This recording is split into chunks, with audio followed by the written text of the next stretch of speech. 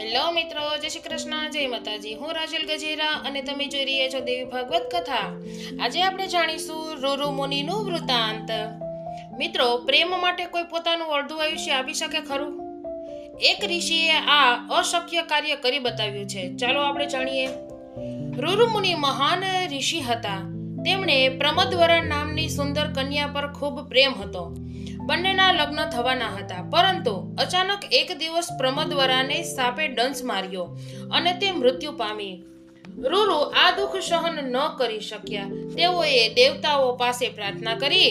ત્યારે દેવતાઓએ કહ્યું, જો તું તારું અડધું આયુષ્ય તેને આપશે તો તે જીવિત થઈ શકે. રૂરુએ એક ક્ષણ પણ વિચાર કર્યા વગર પોતાનું અડધું આયુષ્ય પ્રમદવરાને આપી દીધું અને તે ફરી જીવિત થઈ ગઈ. પરંતુ ત્યારથી રૂરુએ સાપો પ્રત્યે દ્વેષ રાખ્યો અને જ્યાં પણ સાપ દેખાય તેમને મારવા લાગ્યા.